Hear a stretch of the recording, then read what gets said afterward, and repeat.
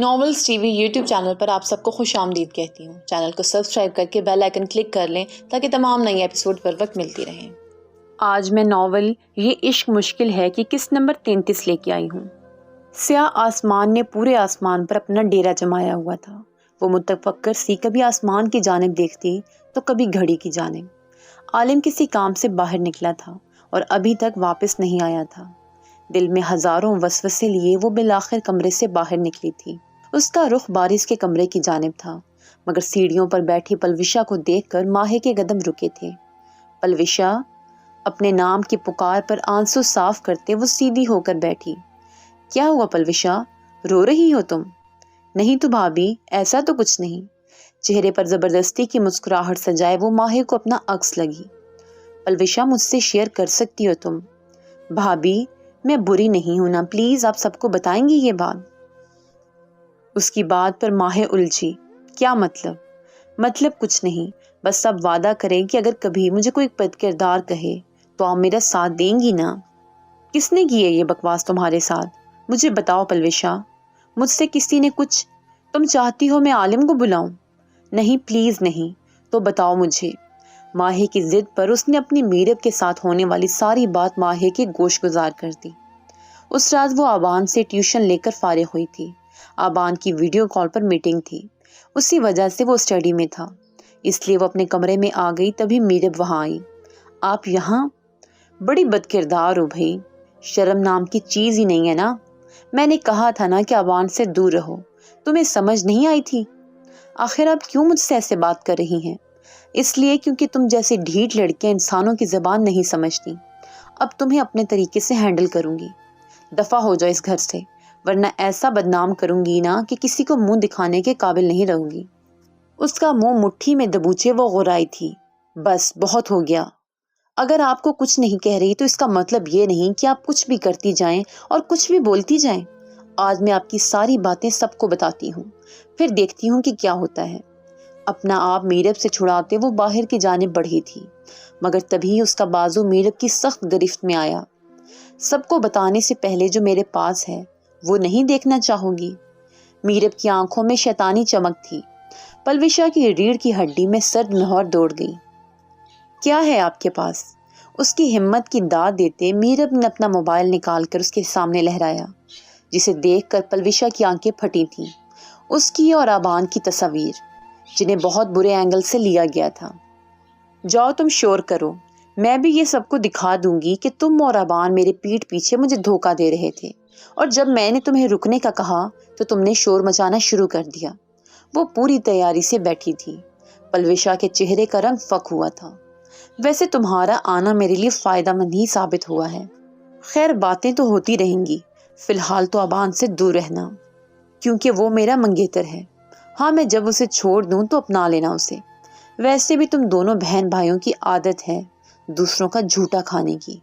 ارے نہیں، صرف بہن بھائی نہیں، تمہاری تو ماں بھی دوسرے کا جھوٹا۔ میرب، وہ ایک دم چلائی جس پر میرب کا کہکا گونجا تھا۔ کل آ رہی ہے نا تمہاری طلاق یافتہ بھابھی، چلی جانا اس کے ساتھ، اگر اپنی عزت بچانا چاہتی ہو۔ اس کی دھمکی دیتے وہ وہاں رکی نہیں تھی۔ اسے کسی چیز کا خوف نہیں تھا، وہ نڈر ہو چکی تھی، اسے انجام کی پرواہ نہیں رہی تھی۔ ماہے منہ کھولے حیرت سے پلوشا کی باتیں سن رہی تھی۔ کیا تھا یہ سب جو اس نے کہا؟ وہ سچ تھا؟ اسے اتنا اندازہ تھا کہ میرب کا رویہ اس کے ساتھ تبدیل ہوا ہے، وہ اسے نیچا دکھانے لگی ہے، مگر یہ سب سننے کے بعد وہ بری طرح ڈسٹرب ہو گئی تھی۔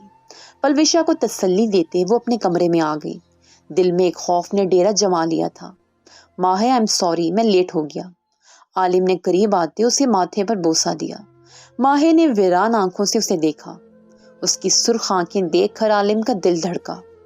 کیا ہوا ہے ماہے، آر یو اوکے؟ اس کا چہرہ دونوں ہاتھوں میں تھامے وہ نرمی سے پوچھ رہا تھا۔ عالم، کیا اب بھی ایسا کچھ ہے جو میں نہیں جانتی؟ اس کی بات پر چونکتے عالم نے ماہے کو دیکھا۔ کیا اسے کچھ پتا چلا تھا؟ وہ سمجھ نہیں پا رہا تھا۔ کیا میرب کا بھی کوئی سچ ہے عالم؟ ماہے کی اگلی بات پر اس کی رکی سانس بحال ہوئی تھی۔ عالم، مجھے ایک ہی بار سارے جھٹکے دے دیں پلیز۔ اس کا ہاتھ تھامے وہ رو دینے کو تھی۔ اچھا رونا تو بند کرو۔ اس کے قدموں میں بیٹھتے وہ بے بسی سے بولا، میں سب بتاؤں گا، مگر شرط صرف یہ ہے کہ رونا نہیں ہے، اپنی طبیعت خراب نہیں کرنی۔ عالم کی بات پر وہ محض سر ہلا گئی، بولنے سے گریز کیا تھا۔ مشکل لمحہ تھا مگر شاید اسے ایسے ہی آنا تھا۔ عالم نے پھر اس سے کچھ نہیں چھپایا تھا، وہ راز وہ ماہے کے حوالے کر گیا تھا۔ وہ نہیں جانتا تھا ماہے کو کیا پتا چلا ہے، مگر جس طرح وہ ریئیکٹ کر رہی تھی اس نے کچھ بھی چھپانا مناسب نہیں سمجھا تھا۔ ماما یہ آپ کو ایسے اچانک نکاح کی کیوں پڑ گئی ہے؟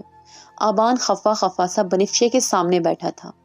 اچانک تو نہیں ہوا کوئی فیصلہ بھی، یہ بات تو پہلے سے طے تھی نا، اور ویسے بھی بچے کب تک میرب کو تمہارے نام پر بٹھائیں؟ خیر سے ماہی بھی اپنے گھر کی ہو گئی ہے، اس سے فرق نہیں پڑتا ماما۔ آپ نے سب کا سوچ لیا، مگر کیا آپ نے ایک بار بھی میرب سے پوچھنے کی کوشش کی کہ وہ مجھے پسند بھی کرتی ہے یا نہیں؟ آپ نے تو مجھ سے بھی نہیں پوچھا۔ آبان کیا ہو گیا بیٹا؟ مما میں راضی تھا کیونکہ مجھے لگتا تھا اس طرح سارے رشتے جوڑے رہیں گے، مگر میرب کو دیکھ کر مجھے نہیں لگتا کہ وہ خوش ہے۔ مما میں خوش نہ سہی پر دکھی بھی نہیں ہوں، کسی نہ کسی سے تو مجھے شادی کرنی تھی نا، میرب سے ہو جائے گی تو اور اچھی بات، مگر وہ کیا چاہتی ہے؟ خالہ نے کبھی اس سے پوچھا؟ وہ تذبذب کا شکار تھا، اسے سمجھ نہیں آ رہا تھا کہ کیسے اپنے جذبات کا اظہار کرے۔ آوان کیا ہوا ہے؟ میرب نے تم سے کچھ کہا ہے؟ نہیں مما کچھ نہیں ہوا، اس نے مجھے کچھ بھی نہیں کہا۔ تو کیا بات تمہیں تنگ کر رہی ہے مجھے وہ بتاؤ۔ کیا آپ نے نوٹ نہیں کیا مما؟ جب سے میرب واپس آئی ہے کھنچی کھنچی سے رہتی ہے، بات کرنے سے پہلے 100 بار سوچنا پڑتا ہے۔ اس کی بات پر بنفشے مسکرا اٹھی۔ بس اتنی سی بات؟ ارے بھائی وہ پہلے اپنی خالہ کے گھر آتی تھی اور اب یہ اس کا سسرال ہے۔ بنفشے نے اس کی پریشانی ختم کرنی چاہی تھی، مگر وہ مطمئن نہیں تھا، کچھ کہنا خود کو مشکوک ثابت کرنا تھا، اس لیے چپ چاپ وہ کمرے سے ہی نکل گیا۔ اپنے کمرے میں جاتے اس کی نظر خالی لاؤنج پر پڑی تو جھٹ سے وہ چھوٹی خرگوش یاد آئی۔ وہ جانتا تھا کہ میرب کے رویے نے اسے تکلیف دی تھی، اس لیے وہ واپس چلی گئی ہے، مگر وہ یہ بات کسی کو کہہ نہیں سکتا تھا۔ وہ بت بنی عالم کے سامنے بیٹھی تھی، جیسے ان باتوں کو یقین کرنا چاہتی ہو جو عالم نے اسے بتائی تھی۔ ماہے، عالم اتنا بڑا دھوکہ! وہ تو میری بہن تھی، اس نے میرے ساتھ، مجھے تو کتنا مان تھا اس پر، میری میرو میری بہن، اور میری بربادی کے پیچھے وہی نکلی۔ ماہے رونے دے مجھے عالم، میں کیوں ایسی تھی؟ میرے بچپنے میں کی گئی غلطیوں نے اسے کتنا برا بنا دیا۔ بالکل بھی نہیں، تم نے کچھ ایسا نہیں کیا۔ جن کے دل میں ایک بار کینہ آ جائے نا، پھر انہیں وجہوں کی ضرورت نہیں پڑتی ہے، مگر وہ میری بہن، میرے بھائی کی منگیتر۔ وہ ایک دم رکی۔ کیا ہوا ماہے؟ عالم لالا اور میرب کا نکاح ہے۔ عالم وہ میرے لالا کو تکلیف دینا چاہتی ہے۔ عالم اگر اس نے میرے بھائی کو تکلیف دی تو وہ ٹوٹ کر بکھر جائے گا، وہ کامیاب ہو جائے گی۔ اس کی ایک ہی ضد نہ میرے بابا کی بربادی، تو کیسے بھی کر کے انہیں تکلیف دے سکتی ہے۔ وہ پینک کر رہی تھی۔ ماہے پلیز ریلیکس، میں ہوں نا، کچھ نہیں ہوگا۔ ماہے سنبھالو خود کو۔ اسے اپنے ساتھ لگائے وہ مسلسل اسے اپنے ساتھ ہونے کا یقین دلا رہا تھا۔ عالم میرے لالا معصوم ہیں۔ ماہے میری بات سنو، رونے سے کچھ ٹھیک نہیں ہوگا، اور اگر ہم یہ سب جا کر بتائیں گے تو کوئی یقین نہیں کرے گا۔ ہمیں سب سوچ سمجھ کر قدم اٹھانا ہے۔ میری بات سمجھ رہی ہو نا؟ مگر کیسے عالم؟ وہ میرے گھر کو برباد کرنے والی ہے۔ ایسا تب ہوگا جب ہم ایسا کرنے دیں گے۔ وہ کبھی اپنے مقصد میں کامیاب نہیں ہوگی، میرا یقین کرو۔ ہم کیا کریں گے عالم؟ وہ سب مجھ پر چھوڑ دو۔ اس کا ہاتھ مضبوطی سے تھامے وہ ماہے کو اپنے ساتھ لگا گیا۔ مجھے آپ کو کچھ بتانا ہے عالم۔ کیا؟ اس کے پوچھنے پر جو کچھ ماہے نے اسے کہا، اس بات کو سن کر وہ پتھر کا ہو گیا تھا۔ بہت سکون سے وہ بیڈ پر لیٹی تھی، آنکھوں میں فتح کی چمک تھی۔ پلوشا کا یہاں سے جانا اسے اس کی فتح لگا تھا۔ بیچارے واصف صاحب، اب تمہاری بیٹی بھی محبت نہ ملنے پر تڑپے گی جیسے میری ماں تڑپی تھی۔ لیکن کیا ہے نا، میری ماں رحم دل تھی، اس نے سب بھلا کر نئی شروعات کی تھی۔ لیکن تم کہاں میری ماں کے قابل تھے، اور قابل تو میری سوتیلی ماں بھی نہیں۔ لیکن اب اس نے مجھے پالا ہے، بڑا کیا ہے، اس لیے اس کے ساتھ زیادہ برا نہیں کر سکتی۔ لیکن میں آرزو کی بیٹی ہوں، اس کا سایہ، اس کے جیسی، مگر میں اپنا نصیب خود لکھوں گی۔ تم سب کے ہاتھوں برباد ہونے سے پہلے میں ایک ایک کر کے تم سب کو برباد کر دوں گی۔ اس کی آنکھوں میں بالکل الگ چمک تھی، اس کا چہرہ بدل سا گیا۔ مجھے بالکل بھی دکھ نہیں ہوگا جب میں تمہاری بیٹی پلوشا کو سب کے سامنے رسوا کروں گی۔ اور وہ دھوکے باز عالم، وہ اپنوں کی تکلیف پر تڑپے گا، جھوٹا انسان، مجھے کہتا ہے کہ آرزو ماما غلط تھی، جھوٹا مکار، میری ماں کو جھوٹا کہتا ہے، وہ ایک دم غرائی۔ وقت آنے والا ہے تم سب کی بربادی کا، اپنی بات کہہ کر وہ کہکا لگا کر ہنسی۔ عالم میں وہاں سب سے کیا کہوں گی؟ عالم نے اسے جو کہا تھا وہ کرنے کے لیے وہ واپس گھر تو جا رہی تھی، مگر دل تھا کہ باہر آنے کو بےتاب ہو رہا تھا۔ عالم نے مضبوطی سے اس کے دونوں ہاتھوں کو تھاما۔ ہمیں یہ کرنا ہوگا ماہے۔ عالم، میں سب سے کہوں گی اسے سب معاف کر دیں گے، سب اسے معاف کر دیں گے، بالکل بھی نہیں، مگر کیوں؟ عالم کو سامنے کھڑی لڑکی پر حیرت ہوئی، لیکن ہاں وہ معاف کر سکتی تھی، وہ یشم یوسف زئی اور بنفشے کی بیٹی تھی۔ عالم، جب ہم سب کو سب کچھ بتا دیں گے تو سب اس سے خفا ہو جائیں گے، وہ بالکل اکیلی ہو جائے گی، مجھے کچھ سمجھ نہیں آ رہا عالم۔ وہ پینک ہو رہی تھی۔ عالم نے گہرا سانس بھرتے اسے اپنے ساتھ لگایا۔ اگر تم نہیں کرنا چاہتی تو ٹھیک ہے، مت کرو، کوئی زبردستی نہیں ہے، نکاح میں ابھی 1 ہفتہ ہے، اچھے سے سوچ لو ماہے، کیا تم ماضی میں ہوئی غلطی دوبارہ کرنا چاہتی ہو؟ اس کا چہرہ ہاتھوں میں تھامے وہ اس کی آنکھوں میں آنکھیں ڈال کر استفسار کر رہا تھا۔ ماہی کے پاس کوئی جواب نہیں تھا۔ اس نے پڑھا تھا کہ مومن ایک ہی سوراخ سے بار بار نہیں ڈسا جاتا۔ ان لوگوں نے آرزو کے اتنا سب کچھ کرنے کے باوجود اسے موقع دیا، مگر اس نے ان سب کو ایسا ڈسا کہ سالوں لگ گئے اس زہر کا اثر زائل ہونے میں۔ وہ اب مر گئی تھی، لیکن اپنا زہر وہ میرب میں منتقل کر گئی تھی۔ وہ جو پہلے ہی حسد و جلن کا شکار تھی، اس زہر کے ساتھ اس کے اندر کی کرواہٹ مزید بڑھ گئی تھی۔ عالم، کیا میرا ساتھ دیں گے؟ میں ہر قدم پر تمہارے ساتھ ہوں، کبھی خود کو اکیلا مت سمجھنا، یہ جنگ ہماری ہے، اسے ہم نے ہی لڑنا ہے اور جیت کے دکھانا ہے۔ وہ پرعزم تھا۔ ماہی محض سر ہلا کر رہ گئی۔ اسے کچھ کرنا تھا، کچھ ایسا جسے تکلیف کم سے کم ہو۔ وہ جو اب بھی میرب کا بھلا سوچ رہی تھی، جانتی ہی نہیں کہ دوسرے شخص کے لیے اگر کچھ ضروری تھا تو وہ ماہ یشم یوسف زئی کی بربادی تھی۔ گھر میں ابان اور میرب کی نکاح کی تیاریاں شروع ہو چکی تھیں۔ ماہ آج شام تک آنے والی تھی۔ نکاح میں بہت کم وقت رہ گیا تھا۔ یشم اور باقی سب بھی شام تک آنے والے تھے۔ ریلنگ کے ساتھ کھڑی میرب نیچے ہونے والی تیاریاں دیکھ رہی تھی۔ میرو بچے نیچے آ جاؤ، دیکھو کون سی جولری اچھی لگ رہی ہے تمہیں۔ بنفشے کے پکارنے پر اس نے سر ہلایا اور نیچے کی جانب بڑھی۔ ساری زندگی اپنی مرضی چلائی اور اب جولری میری پسند کی؟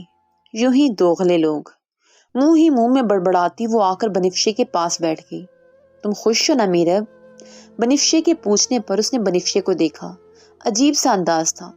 خالہ قربانی کے لیے جانور کے گلے پر چھری رکھ کر پوچھ رہی ہیں ذبح ہونے پر خوش ہو کہ نہیں؟ وہ ہنسی تھی۔ اس کی بات پہ بنفشے کے چہرے کا رنگ تبدیل ہوا۔ مذاق کر رہی ہوں، ریلیکس، میں خوش ہوں۔ بنفشے کے ہاتھ پر ہاتھ رکھتے وہ اٹھ کھڑی ہوئی۔ سامنے والے کو تکلیف دے کر ایسی خوشی ملتی تھی جس کا کوئی متبادل نہیں تھا۔ بہت جلد یہ کھیل ختم ہونے والا تھا۔ اپنے کمرے میں وہ سکون سے بستر پر دراز تھی جب دروازہ ناک ہوا۔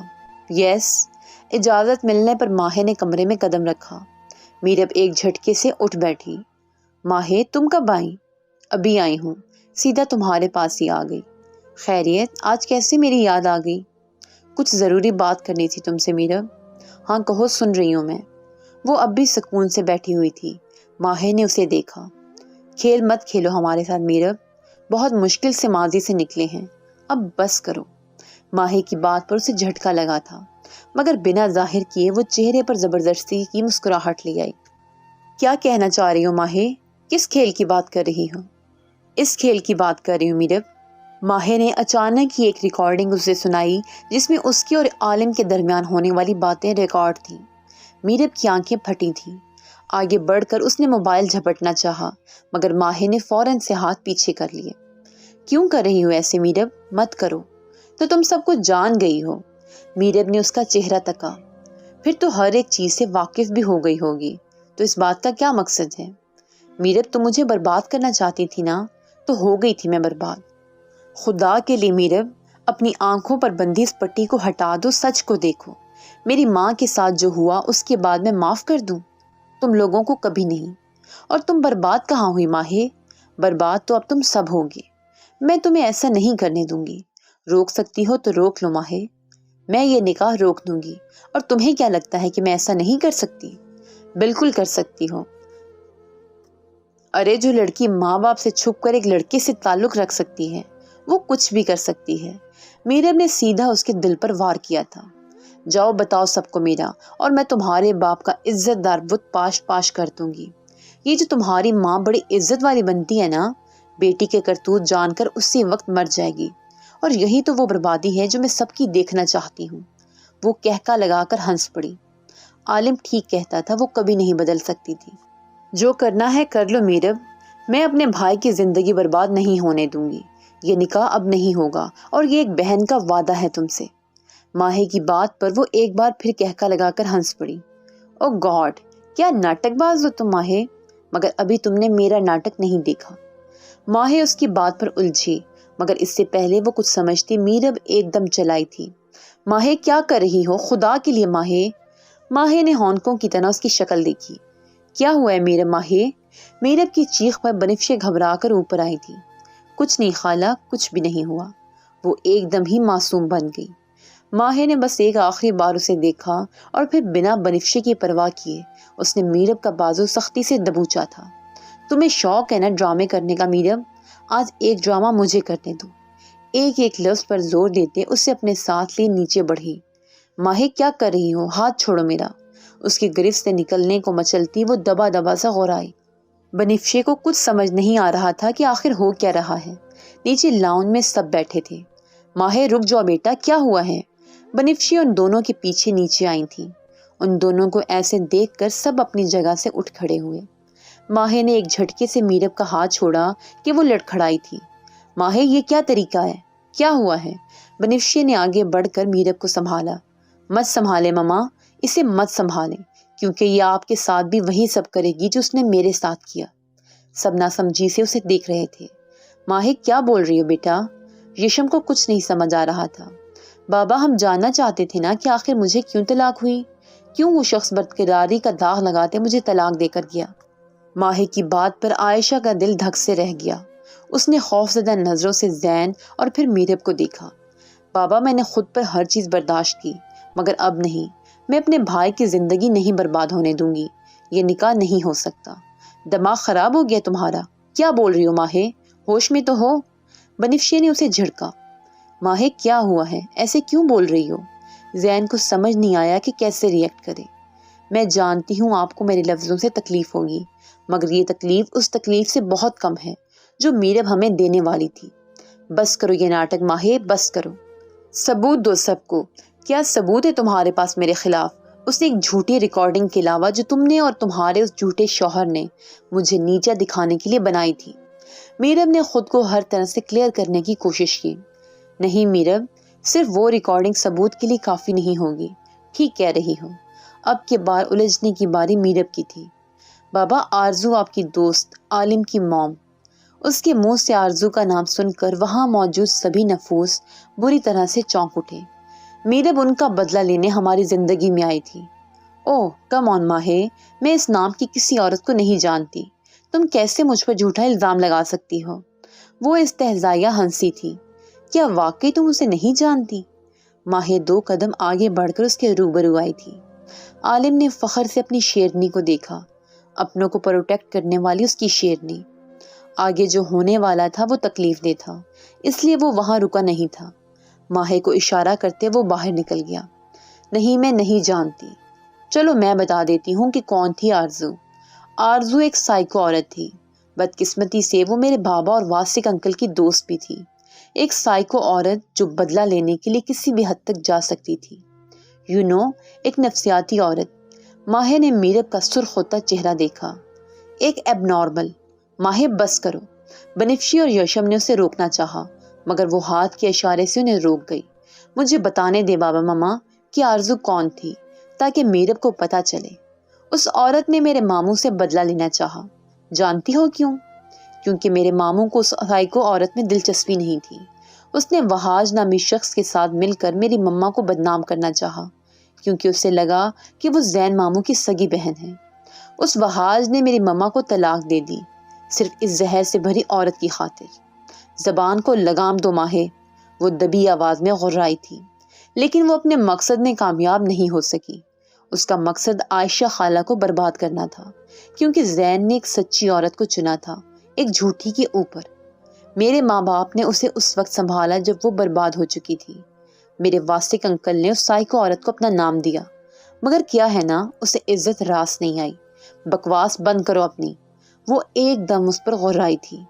عائشہ کا ہاتھ بے اختیار منہ تک گیا۔ کیا ہوا؟ سچ سننا نہیں چاہو گی؟ ابھی تو بہت کچھ باقی ہے۔ منہ بند رکھو ماہی، میں تمہارا قتل کر دوں گی۔ سنو تو آگے کیا ہوا۔ وہ عورت اپنی حسد و جلن میں اتنا آگے آ گئی کہ اس نے اپنی ہی اولاد کو اپنا نشانہ بنایا، اور پھر اس نے تمہیں بے وقوف بنایا۔